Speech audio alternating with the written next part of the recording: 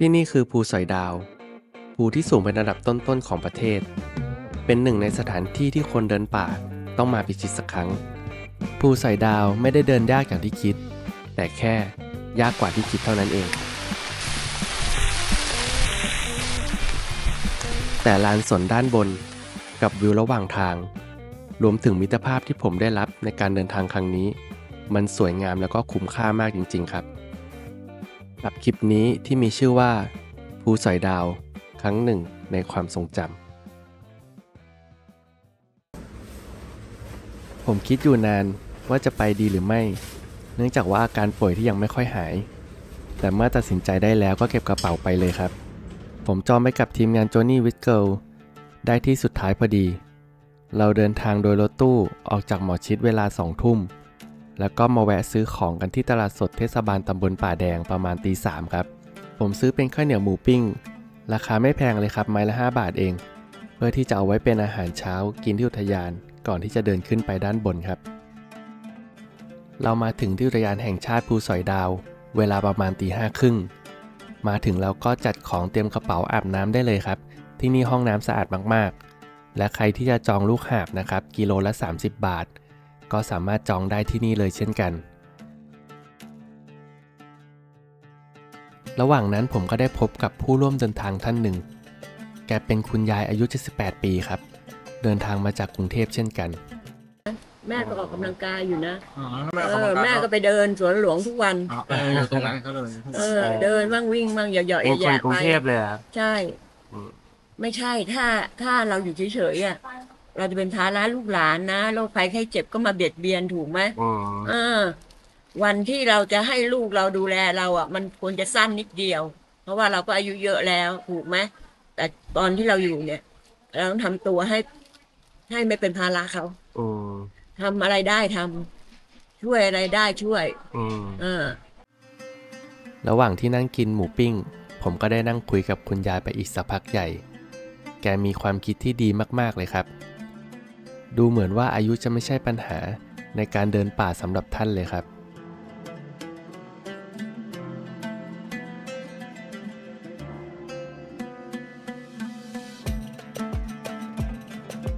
เดี๋ยวเราจะต้องนั่งรถต่อไปที่ตรงน้ำตกภูสอยดาว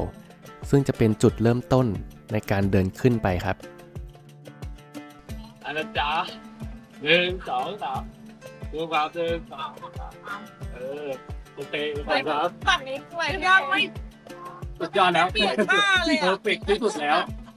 เดินยังไปได้แล้วเราไม่ทำท่าตอนนี้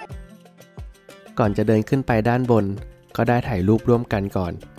โดยทัวร์ที่ผมมามีอยู่ประมาณ10 คนครับซึ่งหลายคนนะครับที่มาคนเดียวเหมือนกับผมเลย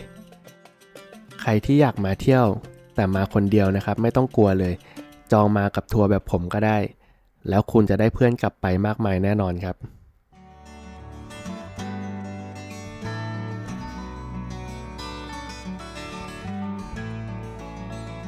ตอนนี้เป็นเวลาประมาณ8 โมงครึ่งเราจะเริ่มเดินขึ้นไปกันแล้วครับป้ายเขียนว่าเส้นทางเดินเท้าขึ้นสู่ลานสนภูสอยดาวระยะทาง 6.5 กิโลเมตรแต่เท่าที่ผมฟังจากคนที่เคยไปมานะครับเขาบอกว่าป้ายหลอกระยะทางมากกว่านั้นมากครับเดี๋ยวต้องมาลองดูกัน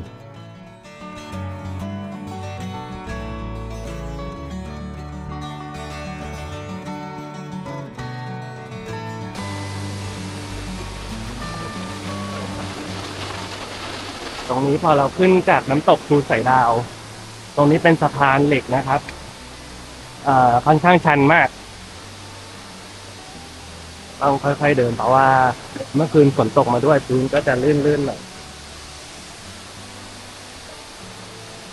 แต่ว่าเขาจะมีราวให้เราเกาะข้างหนึ่งนะครับ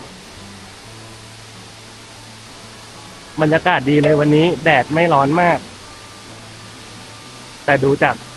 สภาพอากาศแล้วเขาว่าวันนี้ฝนน่าจะตกเดินไปเรื่อยๆนะครับไม่ต้องรีบใครไหวก็ให้เขาไปก่อนเลยเราก็เดินดูธรรมชาติไปแต่ว่าพยายามจะขึ้นไปให้ถึงก่อนมืดนะครับเพราะว่าเราต้องไปจองที่กลางเต็นท์ด้วย ไม้โพก็สำคัญนะครับถ้าใครมีก็ควรจะเอามาใช้เนาะแต่ถ้าใครไม่มีก็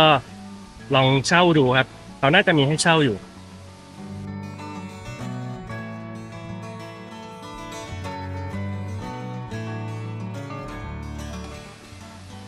ตรงนี้เป็นทางลาดลงนะครับทางลาดลงต้องระวังนะเพราะว่ามันจะลื่นง่าย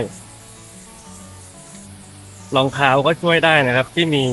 ปุ่มให้ยึดเกาะ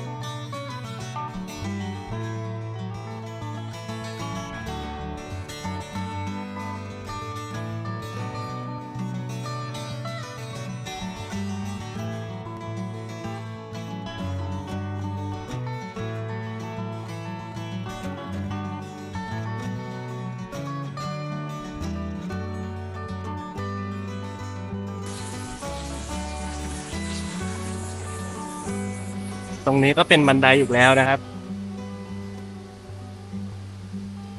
บันไดนี่ค่อนข้างชันเลยนะ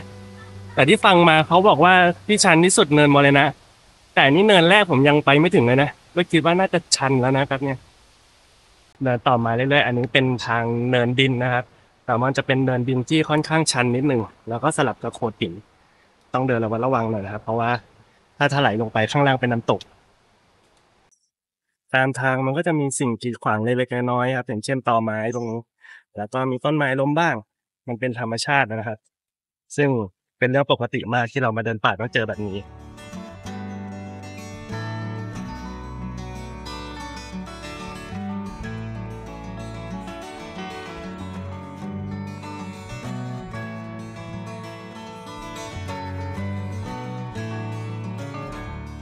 ภูสอยดาวเป็นยอดเขาที่ตั้งอยู่บนเทือกเขาที่กั้นระหว่างเขตประเทศไทยกับประเทศลาวโดยพื้นที่ส่วนใหญ่จะอยู่ในจังหวัดอุตรดิตถ์ครับแต่จะมีพื้นที่บางส่วนที่ต่อเนื่องไปถึงจังหวัดพิษณุโลกโดยมีความสูงจากระดับน้ำทะเลประมาณ 2,102 เมตรและเป็นหนึ่งในยอดเขาที่สูงที่สุดในประเทศอันดับที่ 5 ของประเทศไทยครับเวลาในการเดินขึ้นไปถึงบนยอดนะครับปกติเขาจะใช้เวลากันประมาณ 4-6 ชั่วโมงแล้วก็จะต้องผ่านเส้นทางทั้งหมด5เนินด้วยกันนะครับก็จะมีเนินส่งญาติเนินปราบเซียนเนินป่าก่อเนินเสือโคร่งแล้วก็สุดท้ายเนินมรณะก็ตอนนี้ผมอยู่ในระหว่างเส้นทางที่จะเดินไปถึงตรงเนินส่งญาตินะครับที่จะเป็นเนินแรกซึ่งทางตรงนี้จะเป็นทางดินสลับกับมีก้อนหินแล้วก็ด้านซ้ายมือของเราจะเป็นน้ำตกครับทางจะค่อนข้างเรียบนะครับแล้วก็มีสลับชันบ้างนิดหน่อย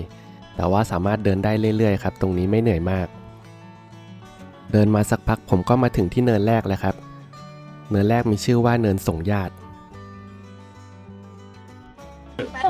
เราจะส่งญาติแล้วเราจะส่งไอ้ส่งกุ้งส่งไอ้นี่ เมื่อกี้ลื่นไปรอบนึงคอนเทนต์ไงเอามา3 2 1เอาเยี่ยมเลยเยี่ยมไปทางนู้นนะเอาอีกไม่บอกให้ถ่ายยันเช้าอ่ะพวกเรานั่งพักกันสักแป๊บหนึ่งแล้วก็เดินไปต่อครับซึ่งเดินส่งญาติจะมีความสูงอยู่ที่ประมาณ630เมตรระยะทางประมาณ500เมตรครับโดยชื่อเนินนี้มาจากการที่หลายคนเรียกว่าเป็นการส่งญาติเพราะหลังจากเนินนี้ความยากลำบากของเส้นทางจะเริ่มเพิ่มขึ้นอย่างเห็นได้ชัดครับกิโลครับโอ้ยสุดยอด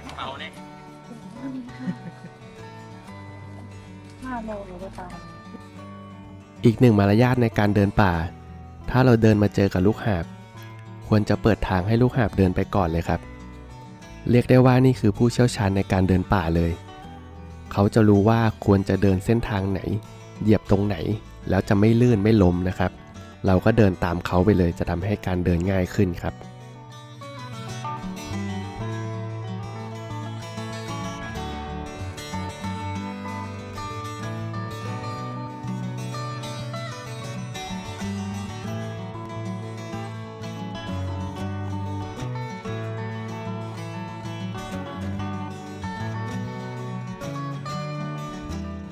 เดินมาถึงตรงนี้ก็ผมใช้ระยะเวลาไปประมาณ1 ชั่วโมงครึ่งแล้วครับ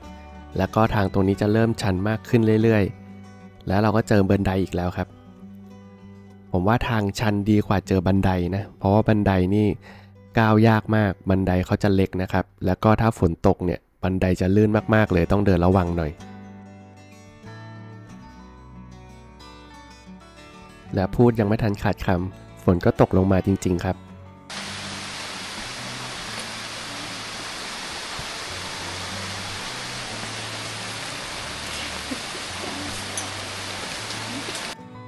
ซึ่งก็เป็นไปตามคาดนะครับที่กรมอุตุและก็อุทยานได้แจ้งไว้ว่าวันนี้จะมีฝนตกหนักฝนตกเราจะต้องคุมกระเป๋าให้ดีๆนะครับอย่างน้อยถ้าตัวเปียกเนี่ยไม่เป็นไรแต่ว่ากระเป๋าอย่าให้เปียกเด็ดขาดเลยเพราะในนั้นเราก็จะมีเสื้อผ้าแห้งของเราแล้วก็อุปกรณ์ต่างๆไว้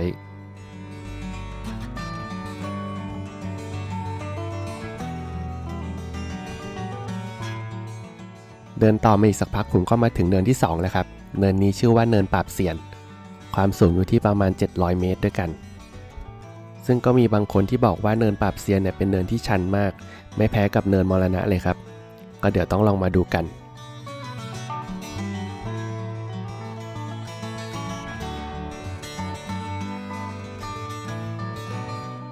เดินออกจากป้ายมาได้สักพักจะพบกับความชันที่เพิ่มขึ้นอย่างเห็นได้ชัดเลยครับจะให้ความรู้สึกว่าเรากำลังเดินปีนขึ้นบนเขาตลอดเวลาครับ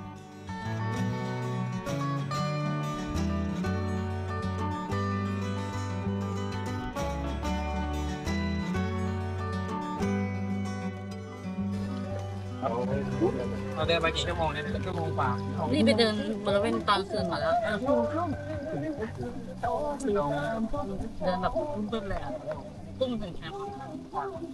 เพราะว่าลงไปน้ำตกก็ติดกินแล้วอ่ะ เดินไม่ กินข้าวไปกินข้าวเลย ปลากินข้าวผมไม่กินกูอัดข้าวเหนียวมาเยอะไหมครับนี่บนหัวกินขนมนี่นาบู ทำไมหน้างอนะ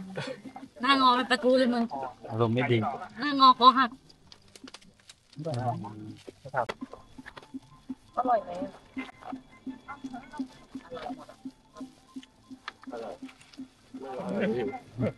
นี่มือนี่สั่นเลยนะคุณจะถึงปากกับสั่นนะต้องไอ้มือจับนะแล้วประคองอย่างแล้วก็ปากผมนั่งพักกินข้าวกลางวันเวลาประมาณ 11 โมงจะเป็นข้าวถุงนะครับที่ทางทัวร์เนี่ยจัดไว้ให้ไม่รู้ว่าด้วยความเหนื่อยในการเดินขึ้นมาหรือเปล่าหรือว่าการที่ได้เจอคนแปลกหน้าและได้พูดคุยร่วมกันจึงทำให้ข้าวหมูกระเทียมที่ได้มาอร่อยมากๆครับเอาลูกพี่มายืนอยู่ตรงนี้เหรอ2 คนไปไหนล่ะระหว่างทางจะมีจุดให้เราได้แวะพักนั่งให้หายเหนื่อยแล้วก็ค่อยไปต่อได้ครับโดยการเดินป่าครั้งนี้ผมได้เพื่อนใหม่เยอะมากๆเลยบางคนเราเดินแซงเขาไปพอถึงจุดที่เราแวะพักเขาก็เดินแซงเราไปแล้วพอเขาแวะพักเราก็จะเดินแซงเขาไปอีกทีนึงครับทำให้ระหว่างทางเนี่ยคุ้นหน้าคุ้นตากันตลอดเวลาแล้วก็มีบทสนทนาร่วมกันเนินนั้นมรณะแล้วก็ถึงแล้วนี่มารอบนี้รอบที่2ไอ้เนินที่มันอะไรที่เขาให้เลี้ยวซ้ายเลี้ยวขวาที่จริงมันก็เท่ากันนั่นแหละไปประจบกันเหมือนกันแต่ถ้าเลี้ยวซ้ายวิวมันก็จะดีหน่อยเนี่ยมันก็ไกลหน่อยอยู่กลางเนินข้างขวากับแต่ข้างขวามันก็ไม่มีวิวชมก็เดินฮะมันเป็นป่านะมันก็อาจจะอย่าพักนานพักนานพักนานแล้วแบบพักนานมันเหนื่อยเราต้องไปพักนานแล้วแบบเวลาแบบวัยรุ่นอายุไปถึง20อย่างพวกเรานะลูกพี่โอ้โหทำไมต้องหัวเราะด้วยวะ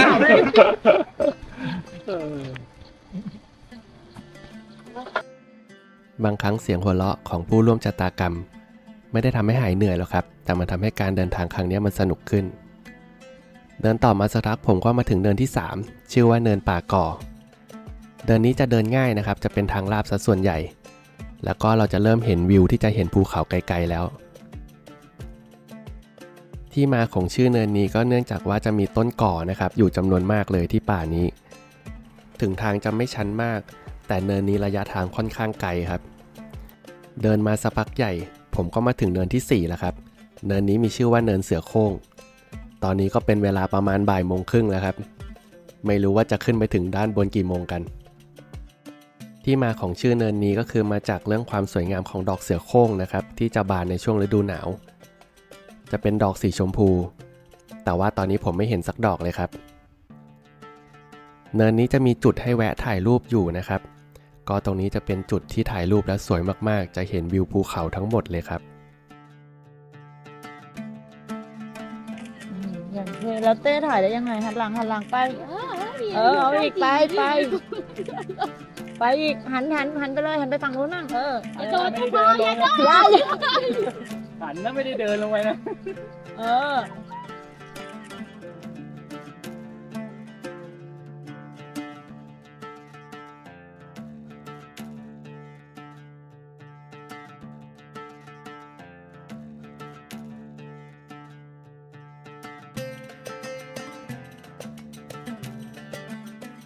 ยอดเขาด้านบนตรงนู้น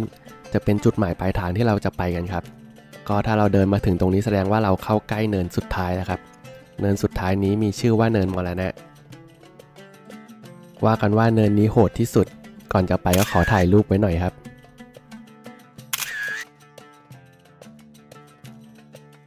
มาถึงตรงนี้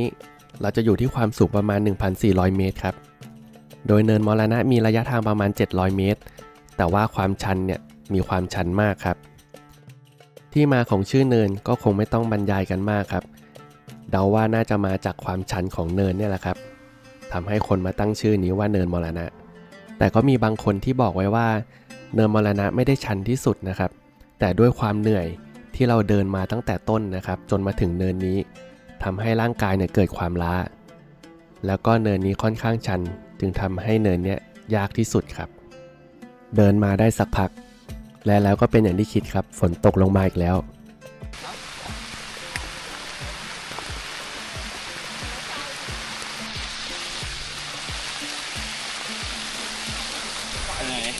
ซ้ายขวาให้เลือกว่าจะไปซ้ายแยกวัดใจเหรอทำไมไม่มีใครไปซ้ายเลยไปขวากันหมดขวามันจะเป็นเลาะขอบเขาเดี๋ยวเราไปถึงก่อน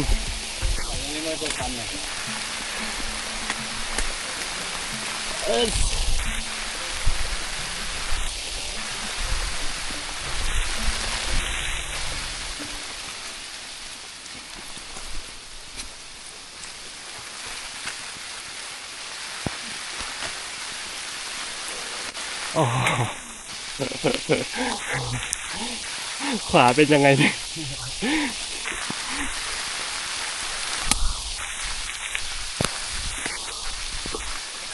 แต่เขาบอกว่าซ้ายวิวสวยแต่ฝนตกอย่างนี้ไม่เห็นวิวอะไรแล้ว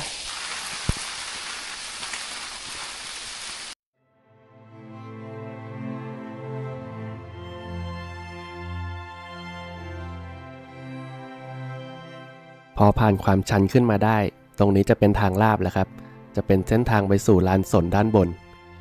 ระยะทางประมาณ500 เมตรครับตรงนี้เดินชิลๆแล้วก็ชมวิวได้เลยครับด้านข้างของเราจะเป็นหุบเขานะครับแล้วก็จะมีวิวที่สวยมากๆเลยและหลังจากที่ใช้เวลาในการเดินมาสักพักใหญ่เลยครับทั้งเดินเล่นถ่ายรูปนั่งกินข้าวเดินไปพูดคุยกันไปก็มาถึงแล้วครับจุดหมายปลายทางของเราผมมาถึงเวลาประมาณ 16 นาฬิกานะครับใช้เวลาในการเดินถึง7 ชั่วโมงครึ่งด้วยกันก็มาถึงที่ป้ายผู้พิชิตแล้วครับ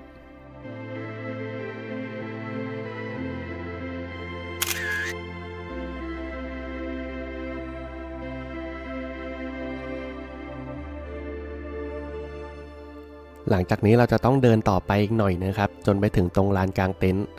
ระหว่างทางตรงนี้จะเป็นทุ่งหญ้านะครับของดอกหงอนนาคที่จะเป็นดอกสีม่วงๆแบบนี้นะครับก็ตอนที่ผมมามันเริ่มจะเหลือค่อนข้างน้อยแล้วก็อาจจะไม่ได้บานสักเท่าไหร่เขาบอกกันว่าช่วงที่บานจริงๆแล้วก็สวยมากๆน่าจะเป็นช่วงหน้าฝนประมาณเดือนสิงหากันยาครับเต็นท์อันนี้เป็นเต็นท์ที่ผมเช่านะครับกับทางทัวร์ก็เนื่องจากผมมาถึงช้าเขาเลยกางไว้ให้แล้วนะครับก็ขอบคุณมากเลยหลังจากเอาของเก็บในเต็นท์แล้วก็รู้สึกหิวจึงอยากจะเดินมากินข้าวไข่เจียวนะครับที่เขาบอกว่ามาภูสอยดาว ต้องมากินข้าวไข่เจียวที่นี่แต่ว่าพอเดินมาแล้วคนเยอะมากๆเลยครับคิวยาวมากก็เลยว่าจะไปถ่ายรูปวิวก่อนมันจะมีตรงลานกลางเต็นท์2นะครับพอเราเดินมาด้านหลังเนี่ย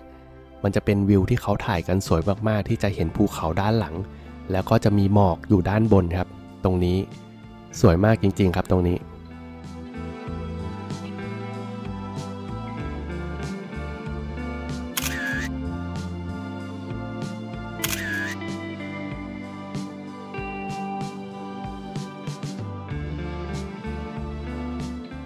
ที่นี่ใครจะอาบน้ำนะครับเขาจะมีกระป๋องกับขันให้1ใบแล้วเราจะต้องมากรองกรอกน้ำตรงก๊อกนะครับแล้วก็จะมีห้องน้ำให้เราอยู่ประมาณ 5-6 ห้องแต่ว่าในห้องน้ำเนี่ยจะเป็นห้องสี่เหลี่ยมเล็กๆไม่มีอะไรเลยครับอากาศหนาวมากๆครับคืนนี้มื้อเย็นของพวกเราเป็นชาบูหมูกระทะนั่งกินพูดคุยกันไปทำให้หายหนาวขึ้นมาได้บ้างครับแต่คืนนั้นฝนก็ตกอีกแล้วครับทั้งคืนเลย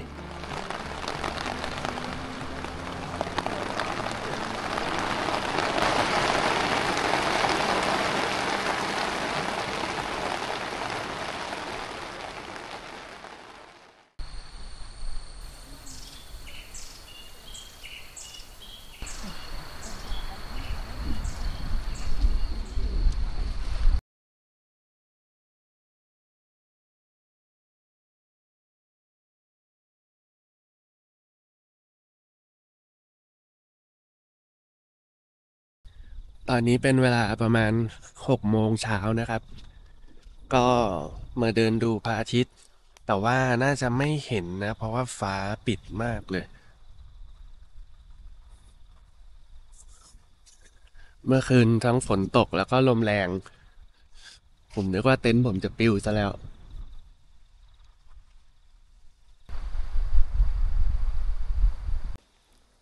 ก็เดี๋ยวต้องกลับไปล้างหน้าแปรงฟันนะครับแล้วก็น่าจะกินข้าวเช้าประมาณ7 โมงแล้วเดี๋ยว8 โมงเราต้องเตรียมของที่เตรียมที่จะลงแล้วก็ถ้าใครที่จะจ้างลูกหาบเนี่ย8 โมงต้องเตรียมของไว้ให้ดีๆแล้วก็ต้องจองลูกหาบหลังจากนั้นเราก็ต้องเริ่มเดินลงคิดว่าน่าใช้เวลาน้อยกว่าขึ้นนะครับ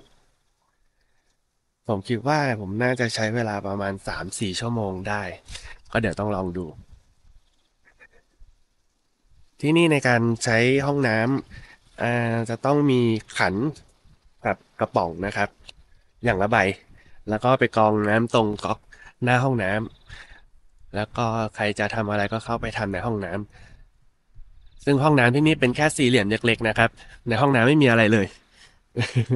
ถ้าน้ำหมดจะต้องออกมากรองน้ำข้างนอกใหม่แล้วก็เข้าไปใหม่โอเคแต่ตอนนี้เริ่มสว่างมากแล้วแต่ไม่เห็นพระอาทิตย์ขึ้นเลยมุมนี้สวยดีครับ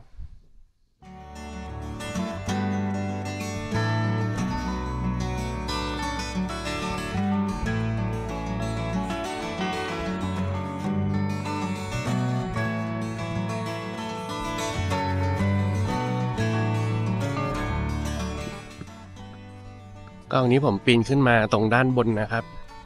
ก็ตอนนี้เก็บของเก็บเต็นท์อะไรเรียบร้อยแล้วเตรียมที่จะเดินลงไปข้างล่างแล้วแต่ว่าอยากจะมาดูหลักหมุดไทยลาวก่อนก็เลยถามพี่เขาบอกว่าให้เดินขึ้นมาข้างบนคิดว่าน่าจะอยู่แถวนี้เลยตรงนี้เป็นพื้นเป็นลานโล่งๆเลยลานสนโอ้โหพื้นที่เยอะมากข้างหลังตรงนี้วิวสวยมากตรงนี้เขาว่าเป็นยอดเขาที่เขาจะเปิดตอนที่ให้ปิดเป็นยอดสุดๆ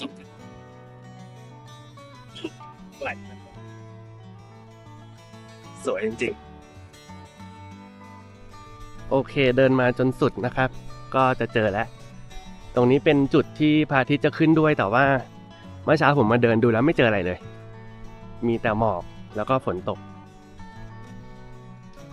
ป้ายนี้เขียนว่าพิชิตภูเดียวเที่ยว2 แผ่นดินตรงนี้ก็จะเป็นหมุดนะครับหลักเขตระหว่างดินแดนประเทศไทยกับประเทศลาวก็ตรงนี้ประเทศไทยถ้าเราเดินก้าวข้ามไปโอเคเรามาเที่ยวลาวแล้ว สบายแล้วตอนนี้มา2ประเทศ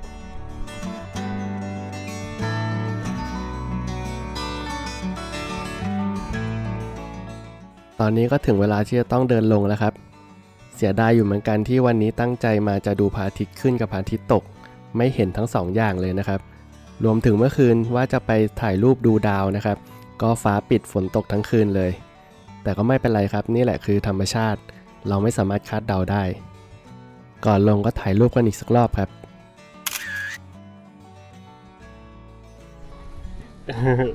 ไม่มาแล้วจ้า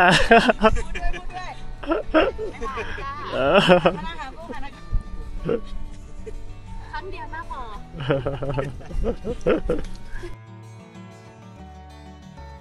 แล้วก็ถึงเวลาต้องจากกับภูสอยดาวแล้วครับ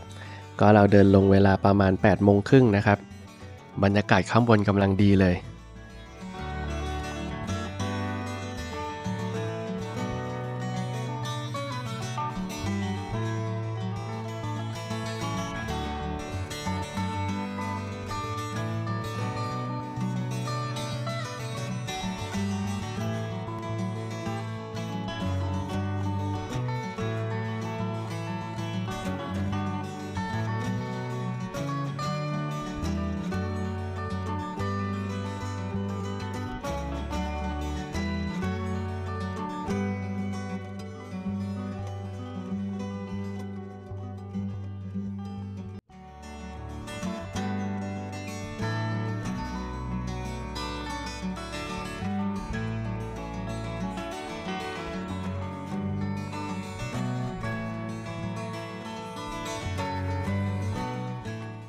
อันนี้ตอนลงผมเดินลงมาทางขวานะครับตอนที่แยกเนินมรณะทางขวาก็น่าจะเดินง่ายกว่านะทางมันลาดไม่ได้มีบันไดเหมือนทางซ้ายแต่ใครบอกว่าทางขวาวิวไม่สวยผมว่าวิวสวยนะครับเนี่ยถ้าเรามองไปตรงภูเขาเราจะเห็นเป็นภูเขาเขียวๆแล้วก็ด้านบนจะมีหมอกตอนเดินลงผมไม่ได้รีบอะไรมากเดินชมธรรมชาติชมวิวทิวทัศน์ไปจะมีช่วงที่ตอนเดินขึ้นเนี่ยฝนตกทำให้ไม่สามารถเห็นวิวข้างๆโดยรอบได้ทั้งหมดนะครับก็เลยค่อยๆเดินเหนื่อยก็พักความสนุกของการเดินป่าผมว่าทุกคนน่าจะคิดเหมือนกันก็คือความสนุกในการเดินระหว่างทางเนี่ยแหละครับที่ถึงแม้มันจะลำบากแล้วก็ชันแค่ไหนแต่ทุกครั้งที่มาเดินมันจะมีเสียงหัวเราะแล้วก็ความสนุกสนานของผู้คนข้างๆตลอดเวลาเลยครับมีเรื่องแปลกอย่างหนึ่งของคนเดินป่าตอนเดินนะครับทุกคนเลยที่ผมเจอจะบ่นว่ามันเหนื่อยเส้นทางลำบากมั่งจะมาทำไมแต่พอกลับไปที่พักนะครับกลับไปที่บ้านทุกคนก็จะหาทริปใหม่แล้วก็บอกว่าจะไปเมื่อไหร่ชวนด้วยทุกครั้งเลยมันเป็นเรื่องแปลกอย่างหนึ่งจริงๆครับซึ่งผมก็เป็นคนแปลกแบบนั้นเหมือนกันแล้วเจอกันใหม่ทริปหน้าครับขอบคุณที่รับชมทุกคนครับ